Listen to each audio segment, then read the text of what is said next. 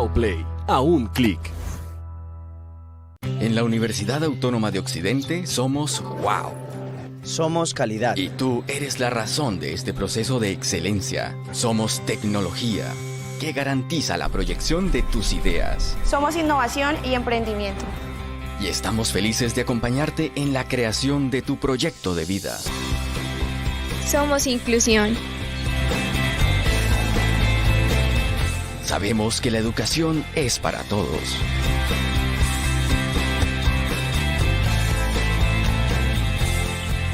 Una mezcla de ideas, cultura y sentimientos que nos dan una mirada, como la tuya. Somos responsables con el medio ambiente y así puedas impactar a tu entorno.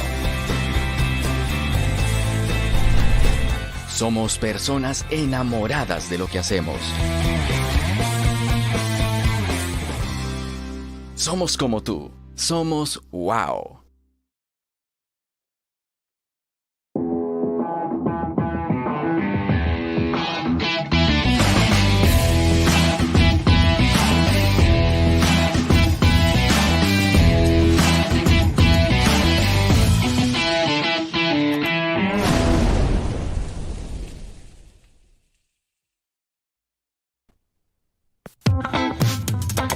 Welcome to UAO Speaks English, a radio program made by students for the world. Hello everybody, welcome to UAO Speaks English. My name is Diana Toro, your hostess.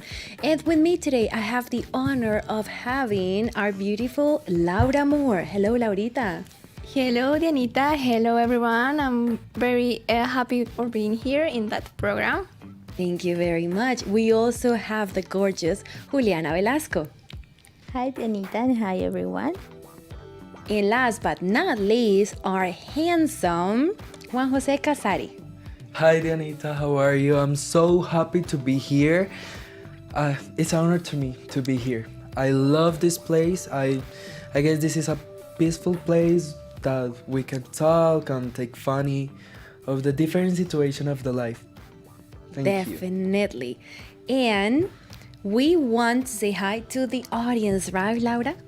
Yeah, so we want to know how was this week going, what's your name, where are you listening from? And while you write in the comments, we invite you to follow us on Facebook and Instagram as UAO Speaks English. And there you will find interesting content. For example, you will see fun facts, videos regarding to our future programs. Okay, and also if you're an UAO student and want to be part of our radio team, you can send us a message through Instagram, tell us why do you want to be here. Also, guys, if you would like to be a guest in our program, please send us and contact us explaining the topic and the ideas that you would like to share in our program.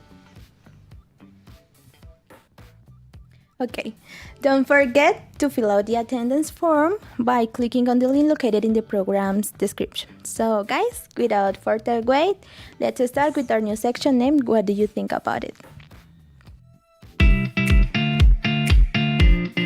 Have you ever wondered what other people think about stuff? Do you also want to express your opinion? Imagine if you can hear what others have to say. Well, that is why we created this section. Welcome to What Do You Think About It?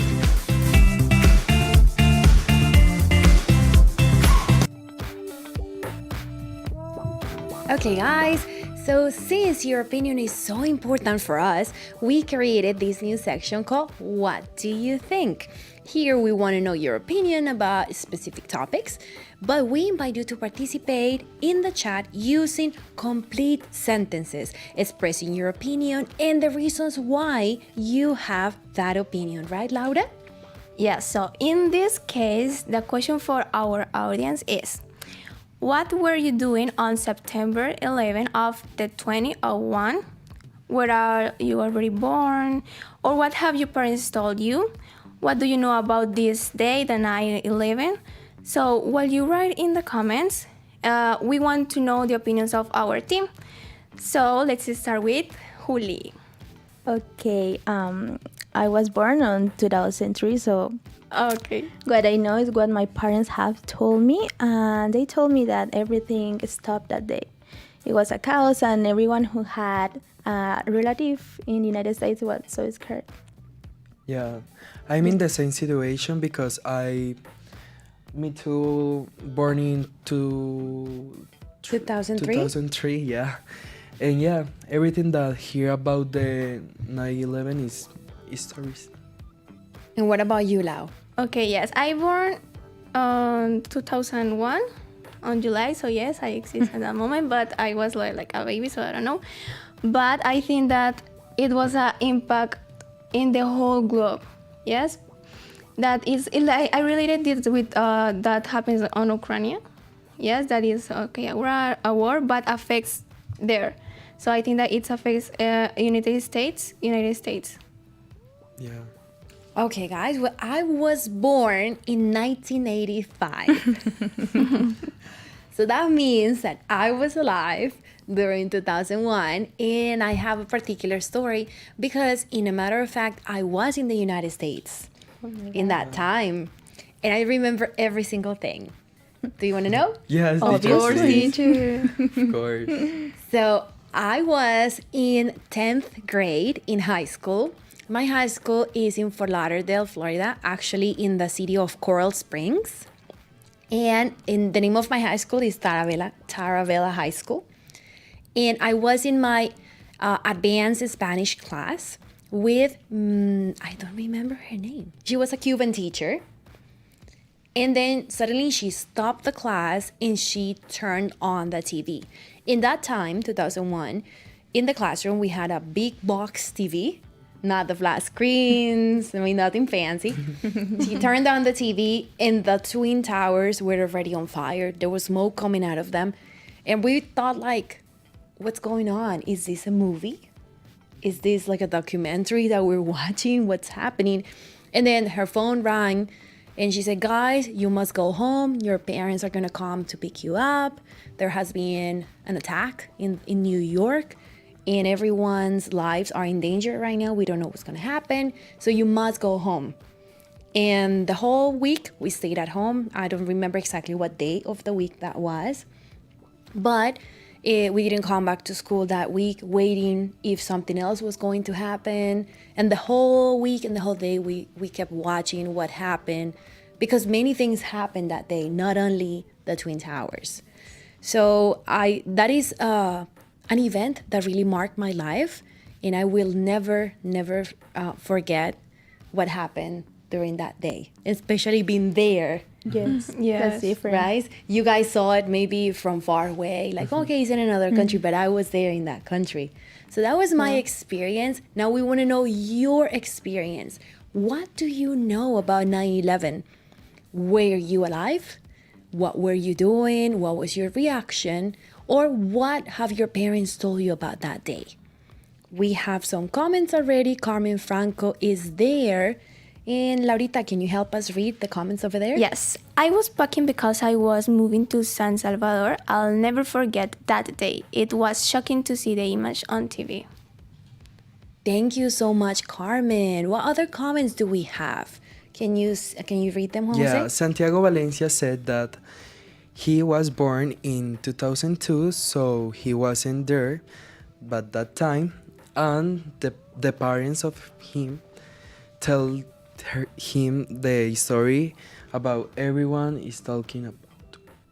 Okay, very good. And let's remember that we are having this program based on the 9/11 terrorist attack that happened 21 years ago. So their anniversary is coming and we want to tell you some more details about it. We also have a comment from Jocelyn Cuellar. She said, I was not born yet, but from what I understand, there were terrorist attacks. Yes, Jocelyn, you're absolutely right. And this is what we're going to tell you about in our next section that is called the Tip Talk. Many things happen every day at the U. Let's discuss them at Tip Talk.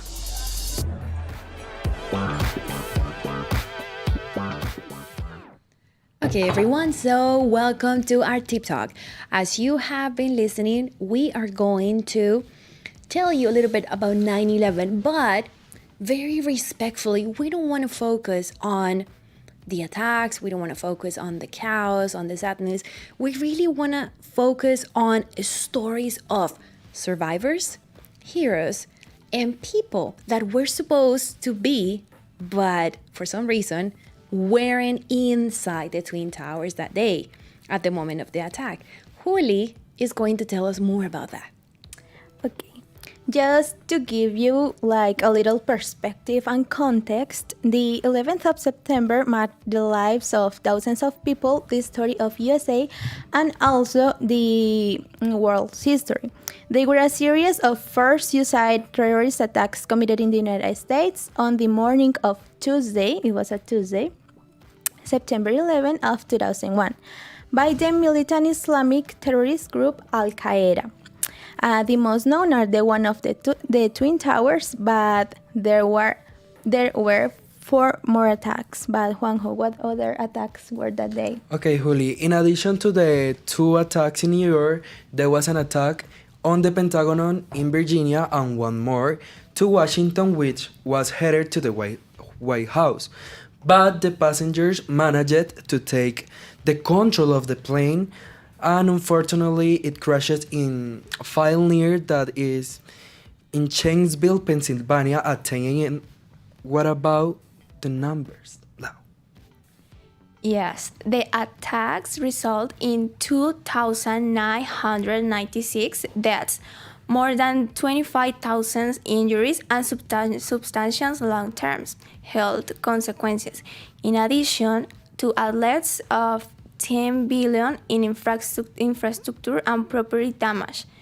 It remains the deadliest terrorist attack in U.S. history, as we told before. So humanity and the deadliest incident for firefighters and law enforcement officers in United States history. So how brave they were, right, Anita? Definitely, they were really, really brave. And we want to give you some information regarding some celebrities that were supposed to be involved in the area or inside the Twin Towers. For example, our first celebrity is Mark Wahlberg. Have you seen him in movies? I just saw him recently this week in a movie with, I don't remember his name, but the movie is called Me Time. So it's about a dad that is a homestay dad, and he's supposed to take care of the children, but his wife says, okay, take this week off or this weekend off. But Mark Wahlberg is his best friend, taking him out to parties and kind of doing the single thing. So that's the latest movie that I have seen him on. If you remember him in other movies, let us know. And there's this second actor that I believe that he's a comedian, Seth MacFarlane. I'm sorry, that last name was very difficult to pronounce. They were supposed to be in the flights, not in the Twin Towers, in the flights, but by chance they didn't get in the planes. So Mark should have taken the American Airlines Flight 11, the one that the terrorists crashed into the North Tower. But at last minute, he and his friends decided to change their plans and attend a film festival in Toronto. And that is why he did not get in the plane, and he's still here with us. But what about Seth? What happened with him, Juli? Well, the second actor is Seth. He was supposed to take the same American Airlines plane as Mark Wahlberg, which the terrorists later hijacked. But Seth narrowly avoided boarding the flight due to a booking mix-up and a hangover, so he missed the flight with only 10 minutes left. Oh my God. Yes.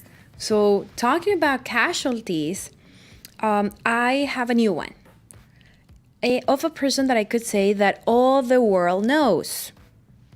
Well, let me give you a hint. He is the king of pop. Do you know what that is?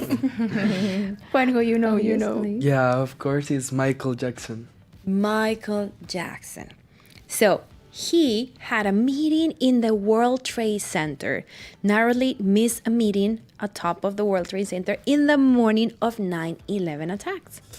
The interpreter was supposed to be at the Twin Towers, but he fell asleep after staying up late at night talking to his mother, Catherine, and his sister, Revi. So he didn't wake up, he didn't go to the meeting, and he's alive, or he lived longer because he's not alive anymore. Yes. But he did not die during those attacks. So Juanjo. My God. This story is giving me like more and more like goosebumps, you know? Goosebumps. Yeah, goosebumps. But now, guys, I want to share with you the story of Hans Gernot Schenk, that is a survivor of the Twin Towers. He worked for a German company that was located in the 32nd floor of the North Tower, and coincidentally, the day before that happens, the attack, he had a dinner with a special person, and then he was like to a night of drinks, you know, which caused him to take a while to get to work to the next day. Okay. Well, that is another miracle. Yes, Yeah. because these are miracle stories that we're telling you guys about. We want to ask you, do you guys know someone who currently lives in New York? Do you know someone that survived the 9/11 attacks? Please let us know in the comments. We want to know if you have family members, friends, or some other stories, because there have been so many documentaries after the attacks. Yes. Movies, documentaries, why did it happen, what happened later. So definitely you must know something about it, and we want to know your opinion in the comments. Yeah. Meanwhile, Laura is going to give us more information. Yes, so according to that Juanjo said, it took him 25 minutes to get to work, and when he asks for the elevator, he sees how a crowd of people start running for their lives, so he starts running too. When he comes out, the first thing he sees is the amount of black smoke in the sky. But at that moment, he didn't really understand what's happening. Okay. So in this event, he lost everything. His dreams, his job, and a lot of people that used to work with him. After this, he really lived long years of shock and denial. So definitely recovering from something like this must be really hard. I definitely cannot even imagine surviving something like this, right? Yes. Yeah. Right, Lau? Yes, teacher. And I guess that it's important that the people said the different stories in the comments, because I guess that every person in the world have it's like a big world, you know? Everything person have a different experience, a different point of view, and I think that it's important that the people can, you know, go in like Share it. outside, and share it with us. And some of you are telling us that you don't know any survival stories, so just stay tuned, because we're going to give you some more very nice, happy survival or coincidental stories. Miracles, exactly. Later on, we're also going to be talking about the firefighters that are the heroes of this story. And we have a special interview with one of them. So don't disconnect. Stay right there. Stay tuned, because something else is also coming. Laura, what else do we have? Yes, so just to remember once again, don't forget to fill out the attendance form by clicking on the link located in the program's description. So, of all the 9/11 survivor stories, one of the most incredible belongs to two men. Brian Clark, a Canadian businessman whose office was hit by one of the planes, and Stanley Praitman, the man whose life he saved. But Anita are going to tell us details about this amazing history. Okay, so let me give you the details. On September 11, 2001, Clark was working on the 88th floor of the South Tower of the World Trade Center. At 9:03, Flight 175 struck the 77th floor through the 85th floors of the building, with Clark's office at the top of the impact zone. There were 3 stairs in front of Clark. On impulse, he started going downstairs, but he had no idea that it was the only stair that hadn't been destroyed. So he actually took the right way to survive. Yes, and here comes the most shocking part of the story. Mr. Clark heard a sound and he said, "I was distracted by a banging noise inside the 81st floor and was trying to hear what I thought was a voice." He said, "Help, help, I'm buried. Is anyone there? I can't breathe." Then he walked towards the voice. Amidst the rubble, he saw a hand sticking out of a hole in one wall, wobbling up and down. Clark shined his flashlight into the hole and saw 2 eyes looking at him. And now are going to tell us who is he. Okay, this was Stanley Printman, an employee who had seen the flight 175 approaching and he ducked in under his desk just before the impact. So the desk protected him when his office collapsed. So after saving his life, Stanley kissed Clark because he felt very grateful, and then Stanley greeted him and told, we will be brothers for life. So at 9:55 a.m. o'clock, yes, they finally reached the ground floor. As they left the building, a firefighter told them to run because debris was falling in the street, so they followed those instructions. Oh my God, guys.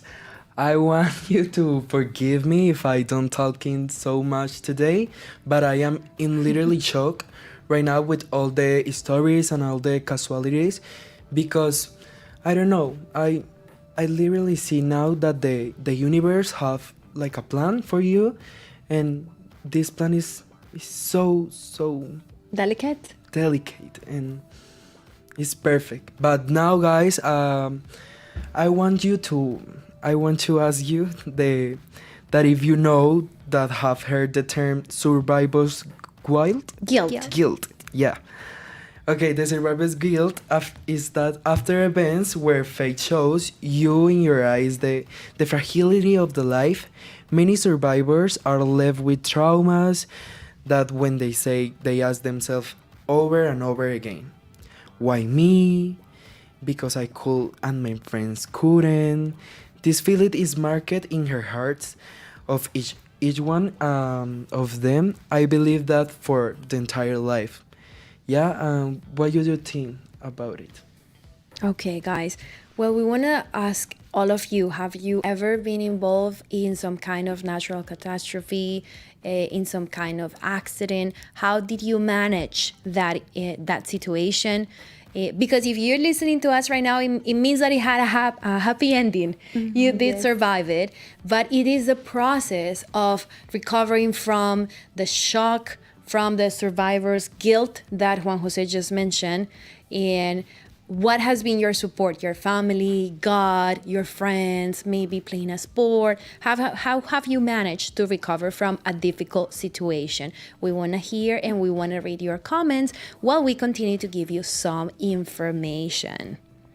Okay, just please remember to fill out the attendance form by clicking on the link located in the program's description. So for the moment, what do you think, teacher Dianita? Okay, well, we were talking about heroes, right? Yes. Who are the heroes in the 9/11? Well, I think the firefighters. The firefighters. Why, Juanjo? My God, I guess that the firefighters doesn't know that the biggest thing what's gonna happen this day, you know, and it's a really shock for all the world and specific to the United States. And yeah, I don't know how they could, you know, like take a part in this history. Plus, let's see that there's a building on fire. What's your reaction? What do you do?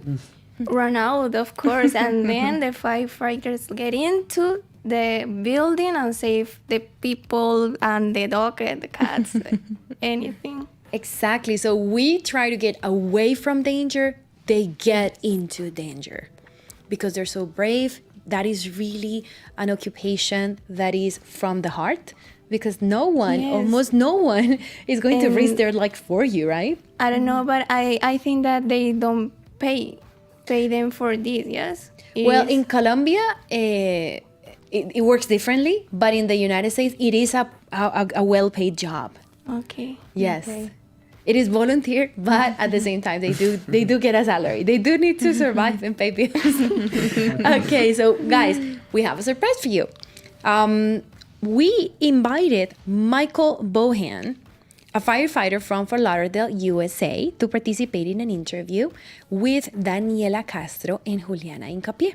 We want to take this opportunity to say thank you to our former conductor, Mark Botero, for referring us to Michael, a good friend of his, so that he could give us his testimony and his opinion and answer all our questions.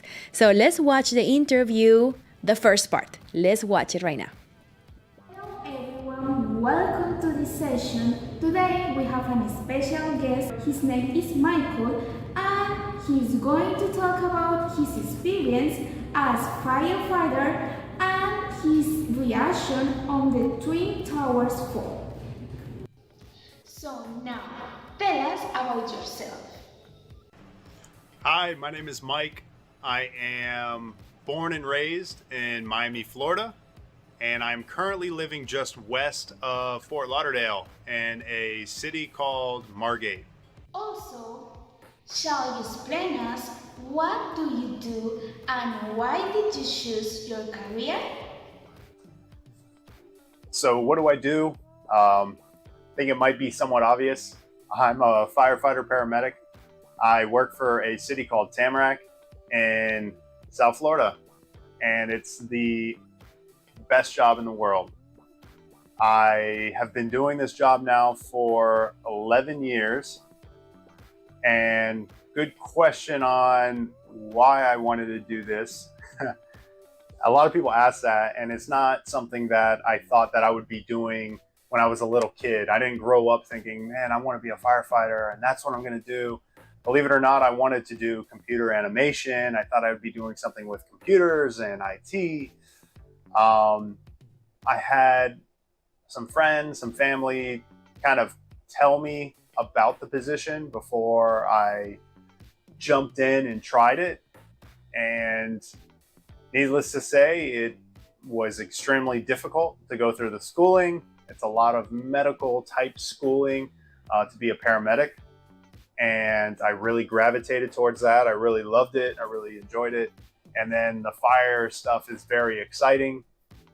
So getting all the gear on and jumping into a truck and responding to emergencies and seeing a lot of different things. I loved it. I really did. And took me a little while to get the job and get hired.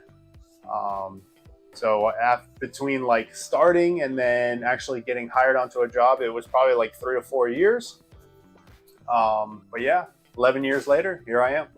Tell us, where were you and what were you doing when the Twin Towers were attacked on September 11 of 2001? Now, 9/11 was a crazy event that happened in the States. I was not in New York City when it happened. And believe it or not, I was in 2001 and I was in 8th grade. So I was at school, and it's one of those events that you know where you were and what you were doing exactly when that happened. And I remember I was in my social studies class, and it was like a weird morning because I guess some of the instructors knew what was going on, and the entire school put it on the television in every single classroom, showing exactly what was happening. So there was obviously a tower that was hit by a plane, and a lot of people didn't know what was going on.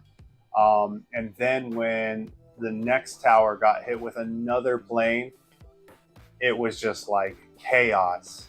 I'll never forget, parents were coming to the school to pick up their children, and it was just such a strange day. That's all everybody talked about. And there were a few of us that couldn't go home because our parents worked and they couldn't come pick us up. My mother was a teacher, so she was at school with her class. And I remember just like, we did no work. There was like no school work that we were doing. It was just over and over and over again watching it on the TV. Really crazy. What was your first reaction to the news of the fall of the Twin Towers? So what was my first reaction when I saw the towers? To be honest, it was confused. I didn't think it was real, watching it on TV, and it was just odd that they would put the TV on and to like show us what was happening. But I thought that they were putting on like a movie or something for us to watch. I didn't actually think it was news, and that was currently happening in New York City. I was honestly confused. Okay, thank you so much, Michael, for that information. You are definitely very brave. Thank you for choosing that beautiful career of being a firefighter and risking your life for us and for everyone who needs it. And now, do we have a second part for his interview, Laura? Of course, teacher. So now they also ask him some questions related to 9/11. So let's watch the second part. How did firefighters manage that situation? What measurements did they take? Oh man, how did the fire department manage that situation? That is a great question. And believe it or not, there has been a lot of changes that have been occurring since 9/11. A lot of changes in the fire service for good reason. And let's just talk about where it happened. They call it Ground Zero. Okay, so it's in Manhattan, which is a small portion of New York City. And right across the street from Manhattan is Station 10, which is a firehouse. Now, I believe there were 6 people on that station. And when they felt the whole ground shake, and the entire city knew something was wrong, right? So you can imagine these massive buildings and a plane hitting the structure, and just the amount of debris and papers flying everywhere, and smoke and soot from the smoke, and just people yelling. These 6 people from that station, Station 10, were the first to arrive at the Twin Towers. All 6 of them died. Believe it or not, 343 firefighters from New York City died that day for 9/11. And those are firefighters that were accounted for. They know we're there. There were plenty of other firefighters that were not accounted for. Nobody knows where they came from. They didn't check in with anybody, and they were there to help. They brought all their gear and different tools to help out. But there were firefighters from other agencies that weren't even involved with New York City's fire department that were there trying to help. Now, talking about how they dealt with this situation, it was all hands on deck, something that we say. Everybody that could help was there to help. Every single tool that New York City had, every single personnel, every truck, everything was pushed out and was used to try to help the situation and try to save people from coming down from that building. Now, you can imagine the chaos that ensued from the building getting struck and the amount of people that were trying to escape all at the same time. A lot of people did not make it out alive, unfortunately. There were a lot of people that burned to death inside. A lot of people died from smoke inhalation. There were a lot of people that jumped out of the windows, and the windows were so high that people were literally falling out of the windows on people that were trying to run out of the building. So they were crushing people as they were trying to, I don't know if you could say commit suicide or trying to get out of that structure. It was one of the craziest, if not the most extreme experience that anyone can be involved in.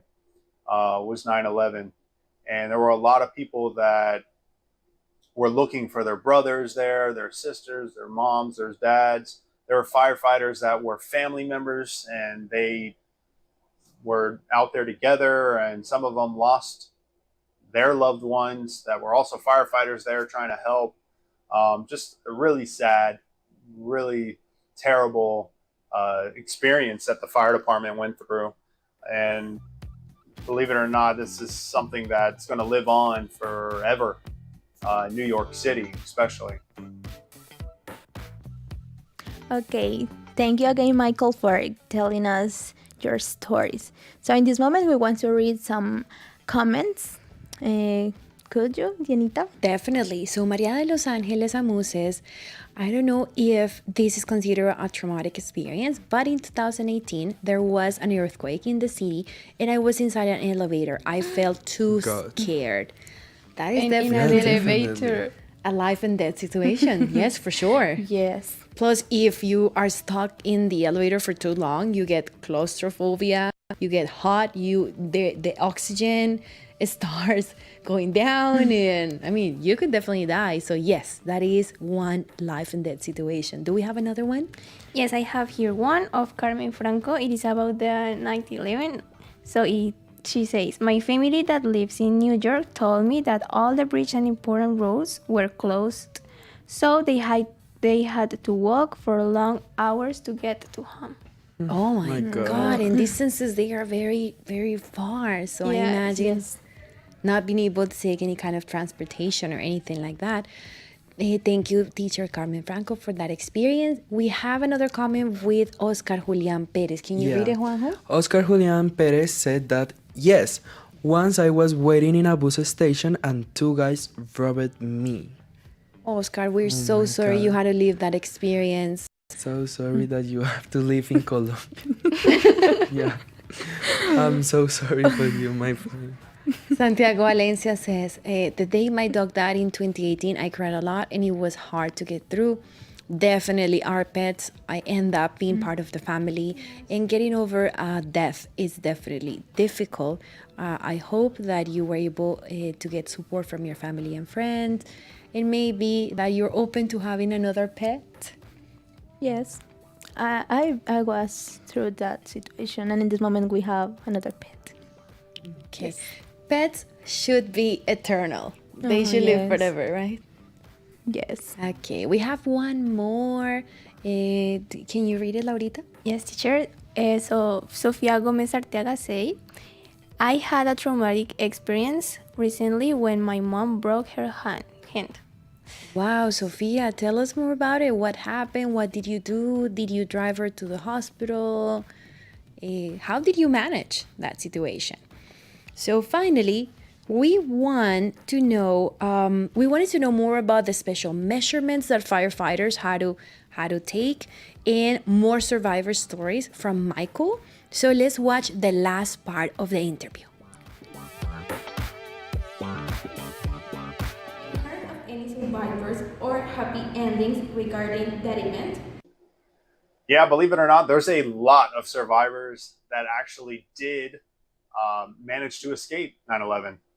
Now, with regards to like happy stories, I can imagine there's a lot of people that, were heading to work. I heard of a lot of businessmen that maybe have forgotten something from home and they were running late to work and they had to run home. And while they were coming back to work, they saw literally the tower getting hit by a plane. And to say that that's like a happy ending or anything, it's not. But for that person, it was like, oh my God, I was supposed to be up there on the 48th floor or whatever the case might have been. But there are some people that just, God spared them, you know, and they really lucked out. A lot of other people, not so much. Now, not to bring down the mood, but a lot of the people, a lot of firefighters that did live from 9/11, they're actually dying now, or they have been dying for the past decade or so. Now, you might say, well, why did they die if they survived 9/11? They inhaled a lot of dust, a lot of smoke, a lot of other chemicals and things of that sort. So a lot of these firefighters that were at 9/11, they're actually dying from cancer. They're dying from a lot of other illnesses now because of that one day. So even though they may have survived 9/11, it still ultimately is taking their life, which is pretty terrible. And the state of New York recognizes that it is a problem, and they are addressing it, and they're trying to give back to the families and giving them medical attention and the care that they need. But ultimately, they're not going to have the same lifestyle that they would have had if it wasn't for that day, 9/11. How did 9/11 change people's lives in your life as well? So how did 9/11 change lives? It did. 100% it did. 9/11 changed, for one, travel. You know, if you've been in any airport at any time recently, not even recently, since 2001, so for the last 20 years, you've noticed TSA or airport security. Depending on where you are in the world, airport security has gotten like crazy because of September 11th. As for my career and the choice of working in fire rescue or even police and different things of that sort, it changed a lot of our policies, a lot of our procedures, a lot of our protocols. There's a lot of training that we do now with other agencies because we call it interoperability, where we have to work with others. And in case of a catastrophic event like 9/11, where there's going to be a large structure, maybe a lot of patients or a lot of occupants inside of a building, that we're able to mitigate or able to control that situation a lot easier than what they were expecting or what they were planned to do back 20 years ago. And unfortunately, in this type of job, there has to be some sort of catastrophic event to change the way that we do business, the way that we train, the way that we, you know, create protocols and policies. Things change once something bad happens. And that was one event that really did change our job. So to say that it changed just travel, no, it changed my job. I'm sure it changed a lot of other people's jobs. I can imagine it changed a lot of building code over in New York City and a lot of these other large metropolitan cities. I can imagine a lot of the buildings are possibly built differently because of it. So there's a lot of new safety measures that are out there. I think it's a good thing. But yeah, honestly, that's usually like the biggest things that probably changed for me. Thank you so much for sharing your experience and accepting our invitation to the program. We really appreciate that you take your time to answer the questions.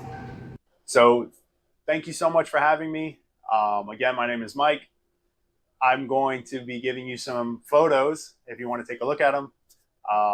They're just throughout the years, I've been going to New York City for September 11th with the fire department. It's pretty cool.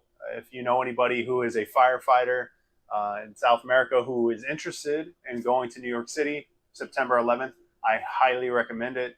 There's firefighters from all over the world, from Europe and Asia, all over the world. People come to show respect to the lives that were lost in September 11th. Again, 343 firefighters were reported dead and missing from the New York City Fire Department.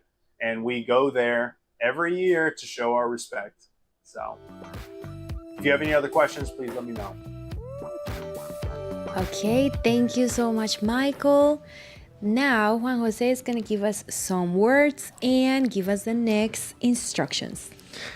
Okay, thank you so much, Michael, to give us this moment and to take in account the program, the UAO Speaks program. We are like so grateful with you. Thank you so much. Now, guys, welcome to this new session, the Get It Right.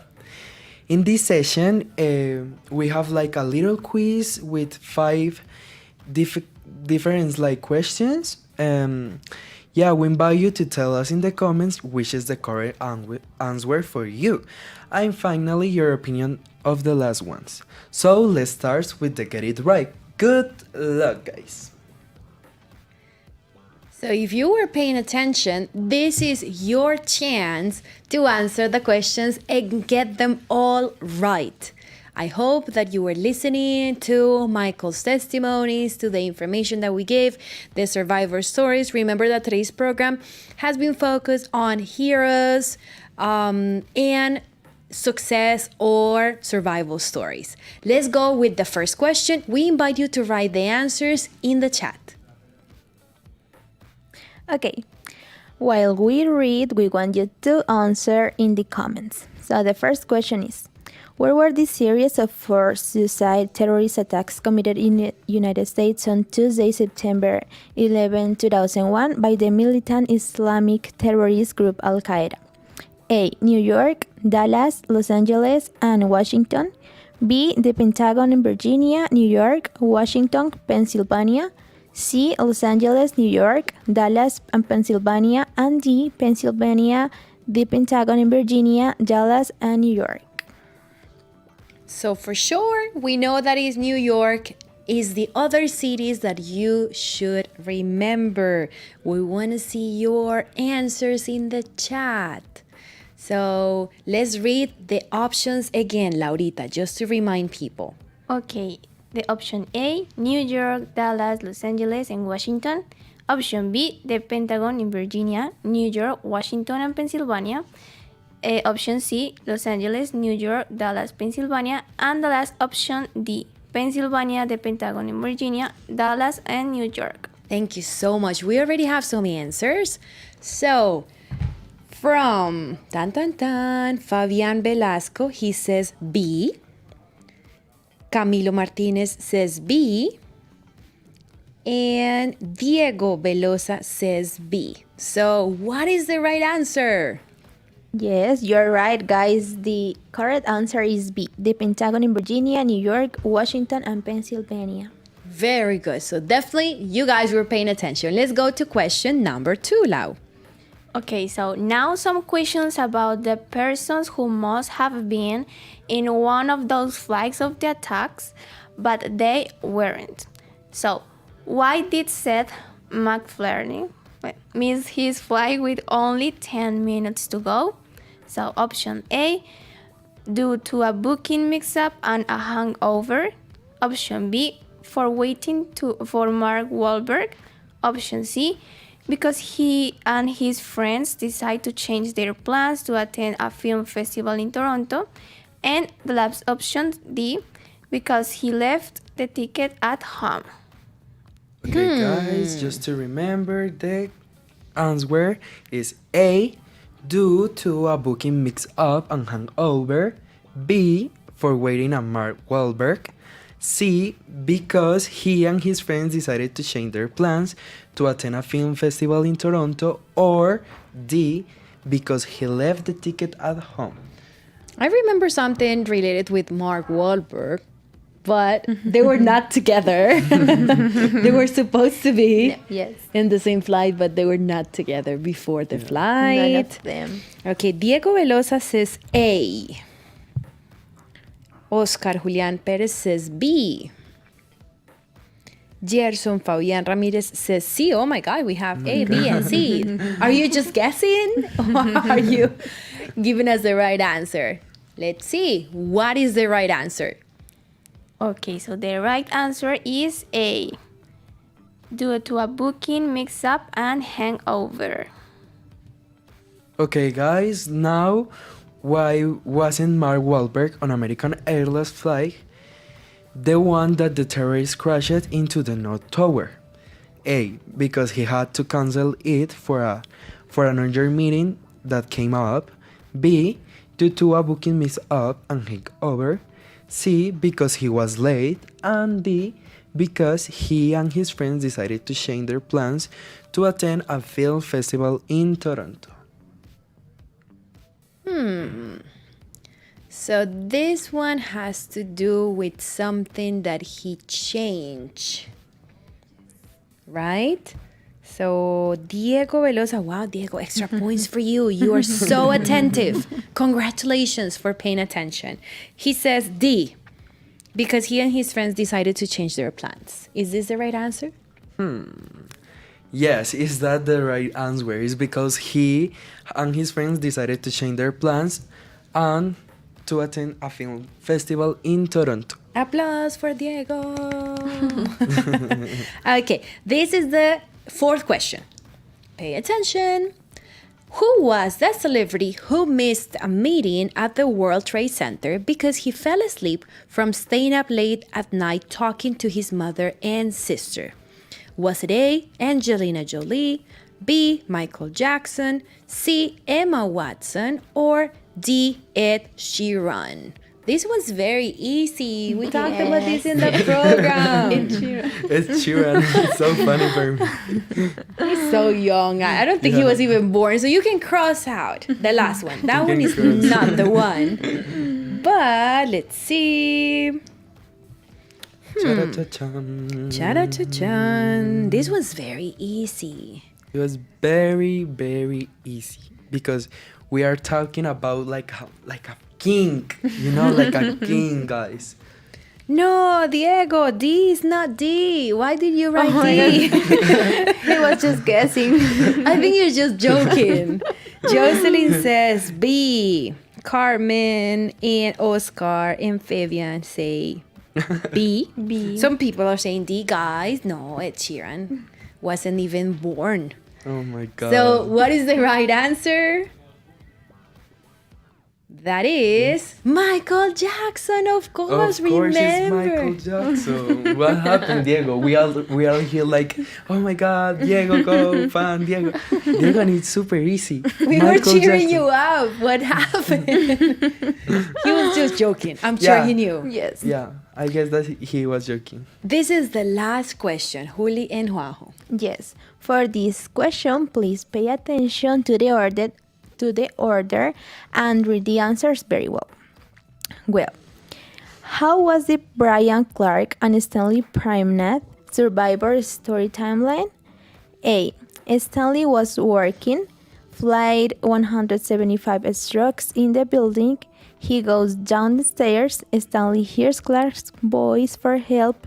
He pulls him out of the rubble. Clark gives him a big kiss. The options are very long, so you better don't read them twice. You better pay attention from the start. Yes. B. Clark was doing paperwork.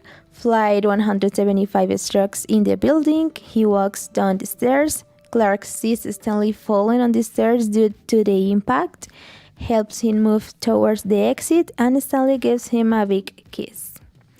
And C. Clark was working. Flight 175 strokes in the building. He goes down the stairs. Clark hears Stanley's voice for help. He pulls him out of the rubble, and Stanley gives him a big kiss. So, let's see what everyone thinks. I have a K. I have a little K.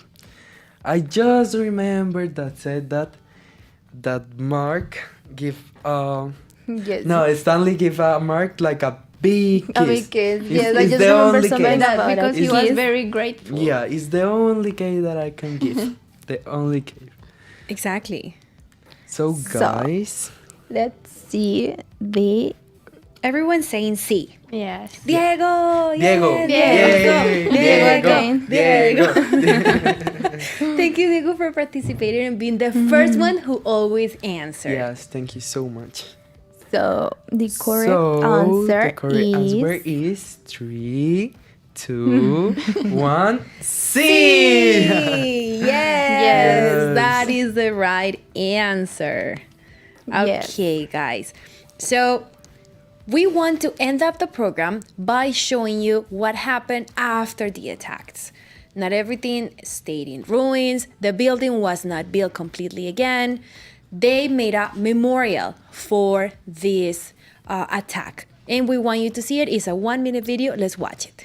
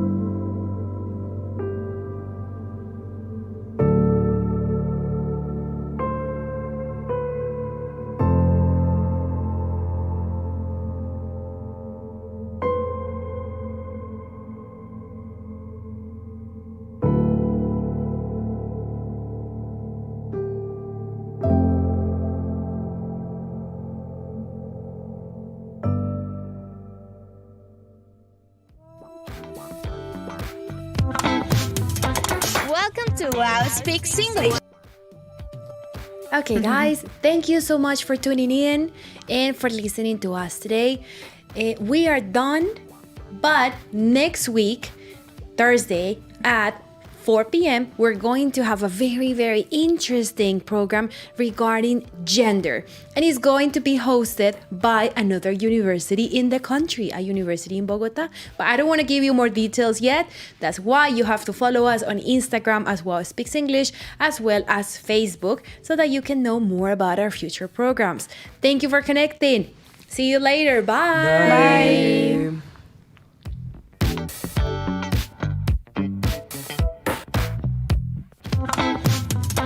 Welcome to UAO Speaks English,